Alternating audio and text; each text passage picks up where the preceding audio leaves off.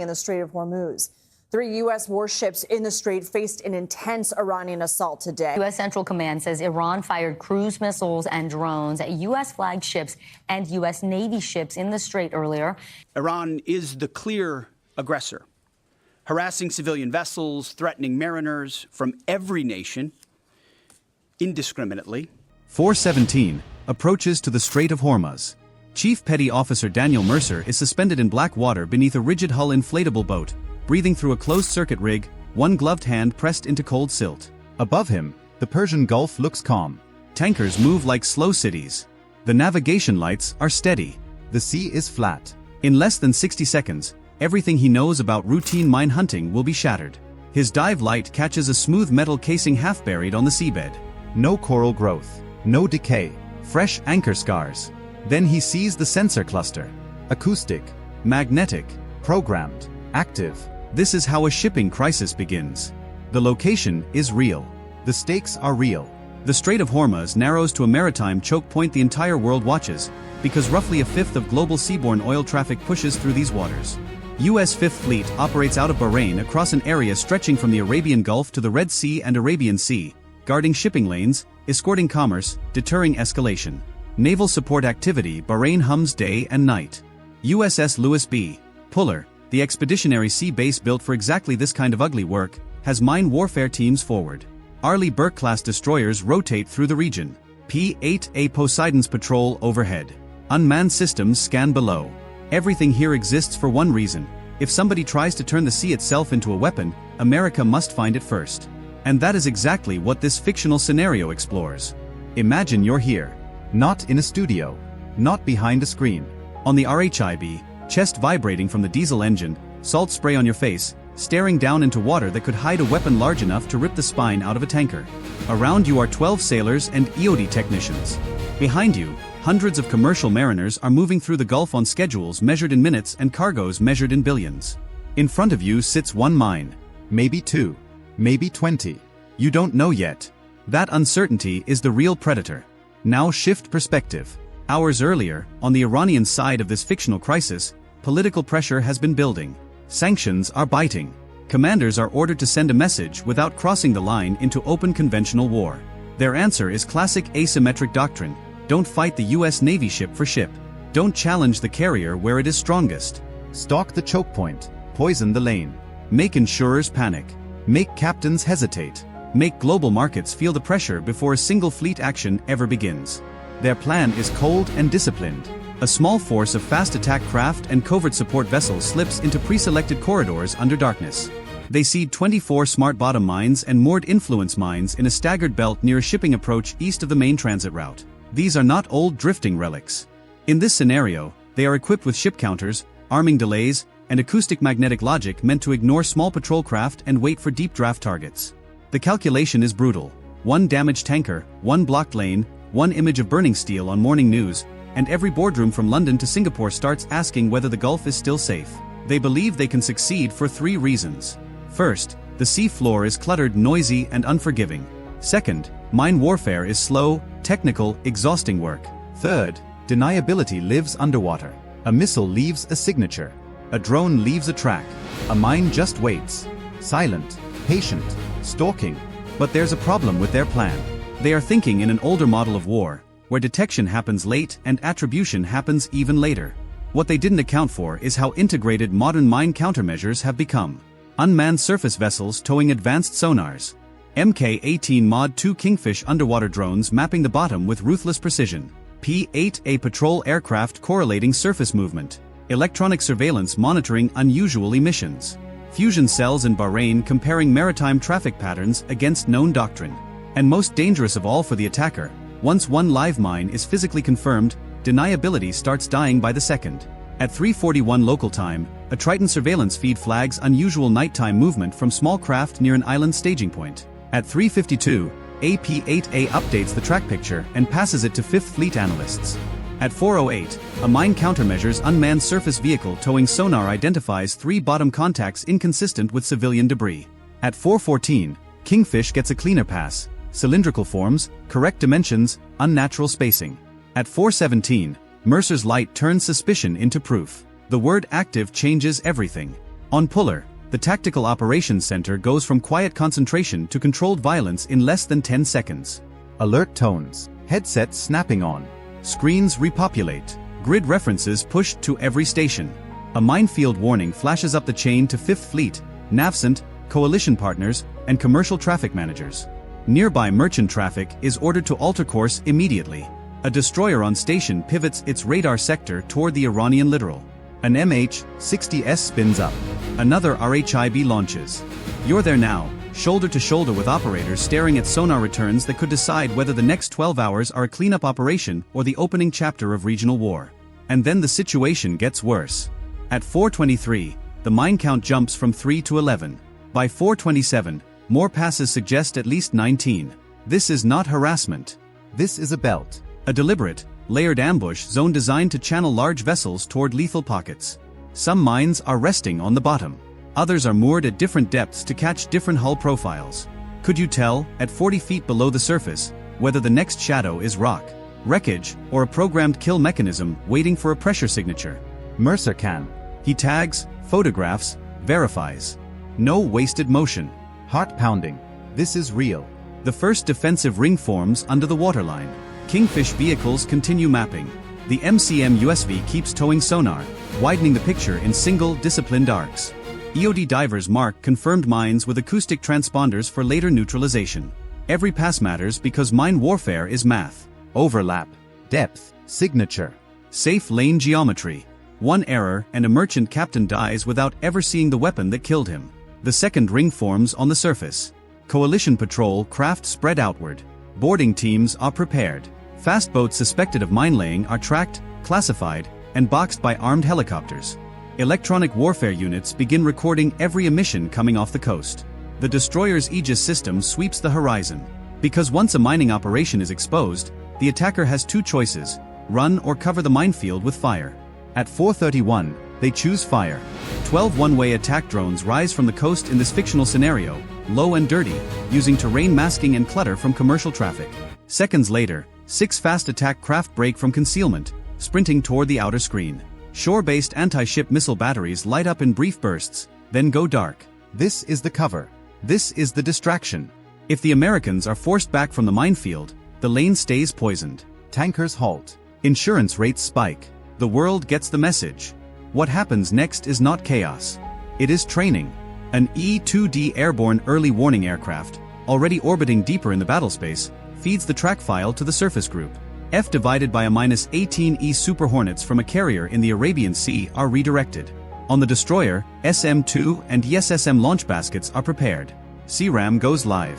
The close-in weapon system begins its predatory mechanical spin. Not a drill. Not a show. An execution of doctrine. First come the drones. You hear the call over the net. Multiple low, inbound, split azimuth. 2 Super Hornets roll in and begin picking targets from distance. AMRAAMs take the high flyers. A destroyer swats 2 more with ESSM. The survivors keep coming, skimming low enough to disappear in clutter. One turns toward the ribs and the mine warfare group.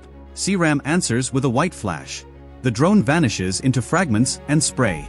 Another slips closer, too close, and the Phalanx CWS opens up with that savage ripping sound every sailor remembers in his bones. The sky fills with metal shards and burning composite. 4 seconds. That's all. For seconds between contact and impact. Then the fast attack craft, an MH-60R pushes ahead and paints them. Hellfires come off the rails. The lead boat erupts, bow lifted out of the water, wake collapsing behind it. 2 more veer hard, trying to scatter. They run straight into the outer patrol line. Warning. Maneuver. Refusal. Then fire. The Gulf, minutes earlier a commercial highway, becomes a hunting ground. Predator and prey. One of the attacking boats launches rockets blindly and dies seconds later under naval gunfire. Another tries to turn back toward the coast trailing flame. At 4:36, the real danger arrives. Coastal missile batteries commit. 4 anti-ship cruise missiles break toward the U.S. formation, sea skimming, fast enough to compress every decision into heartbeats. This is where layered defense earns its reputation. Aegis tracks. The destroyer launches. 1 interceptor misses. A second corrects. 1 missile disappears. Another is destroyed farther out. A third is wounded but not killed, descending into a terminal weave. CRAM catches it. The 4th survives longest, racing through a corridor of jamming, decoys, and radar confusion before a final burst from CWS tears it apart less than a mile from Puller. Could you make that call, knowing commercial ships are stacked behind you and divers are still in the water below? The watch officers do.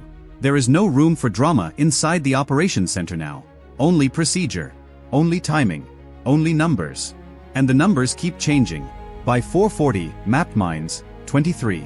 By 444, mapped mines, 27. By 449, total assessed contacts, 31, including probable decoys. By 452, confirmed hostile air threats destroyed, 12 drones. By 453, hostile surface threats neutralized or disabled, 6 fast attack craft. By 455, anti-ship missiles fired, 4. Penetrations, 0. But the minefield still exists. The sea is still armed. Now comes the slow violence. The part viewers rarely think about. Neutralization. Mercer and his team go back down, because they have to. Expendable neutralization charges are guided onto selected mines. Other devices are marked for remote action. In some cases, the safest choice is detonation in place. In others, it is isolation and controlled destruction after the route is expanded. Every descent means darkness, pressure, and the possibility that one wrong vibration triggers an influence mechanism. You are inches from a weapon designed not just to explode, but to choose its moment. Imagine the discipline that takes. Imagine hearing your own breathing in the loop while a warship's sonar pulses through your chest. Above them, the outer battle is turning. The attempted cover fire has failed. The minefield has been discovered. Attribution is building. This is the fatal moment for the attacker. Once hidden weapons are exposed and their protection force is destroyed, the whole operation starts collapsing in on itself. At 5:02, 5th Fleet pushes the recommendation upward. Hostile mining operation confirmed, US and coalition vessels engaged, freedom of navigation under direct threat. The request is not for symbolism. It is for systematic denial of follow-on capability. Not revenge. Not spectacle. Removal. Authorization comes fast in this fictional scenario. What follows is a calibrated American counterstrike designed around one objective: make sure no second belt of mines ever gets into the water. An operation room in Bahrain synchronizes with the carrier strike group, air assets in theater, and a submarine already positioned where it matters. EA-18G Growlers move first, blinding and suppressing coastal emitters. Tomahawks launch from surface combatants and a Virginia-class submarine, aimed not at cities, not at civilians, but at identified radar nodes, drone launch areas, waterfront storage sites, and command vehicles tied to the mining network. Super Hornets carry precision weapons against fastboat pens, support barges, and ammunition shelters near Bandar Abbas and nearby staging points. P-8 as maintain maritime tracking to prevent surviving craft from scattering back into the fog. This is where overwhelming force becomes a message. The attackers laid 24 primary mines and believed that was enough to intimidate a superpower. The response brings 46 Tomahawks, 28 carrier aircraft, electronic attack, submarine support, destroyer coverage, patrol aviation, and coalition surveillance into one coordinated strike architecture. For every hidden weapon on the seabed, a dozen targeting solutions are now converging on the network that placed it there. Radar sites go dark first, then drone launch rails, then waterfront depots. A fast attack craft pen catches secondary explosions that keep blooming for nearly a minute. Fuel bladders ignite. Command trucks try to relocate and are caught on the move. The mine warfare chain is not just hit. It is stripped, piece by piece, from sensor to shooter to storage. And still, the clearance operation continues. Because destroying the Archer does not remove the arrow already in flight. Hour after hour, unmanned systems rescan the lane. Divers return to marked contacts. Controlled detonations punch white columns out of the Gulf. Merchant traffic remains diverted. Tankers wait. Tug captains wait. Families wait. If you were the captain of a supertanker carrying millions of barrels through this corridor, how much confidence would you need before accepting the all-clear? Not hope. Proof. By the end of the operation, the timeline tells the story better than any slogan ever could. Minute 4, first live mine confirmed. Minute 14, minefield pattern established. Minute 19, enemy cover force commits. Minute 24, first drones destroyed. Minute 38, all inbound missiles neutralized. Minute 51, outer surface threat collapses. Hour 3, most dangerous cluster isolated. Hour 9, clearance lane expanded. Hour 17, final confirmed live mine neutralized. Final tally in this fictional scenario, 31 mine-like contacts identified. 24 assessed as active smart mines. 7 decoys or support objects. 24 neutralized, 12 drones destroyed, 6 fast attack craft neutralized or disabled, 4 anti-ship cruise missiles intercepted, 0 U.S. ships sunk, 3 U.S. sailors wounded by fragmentation and overpressure. No commercial tanker lost.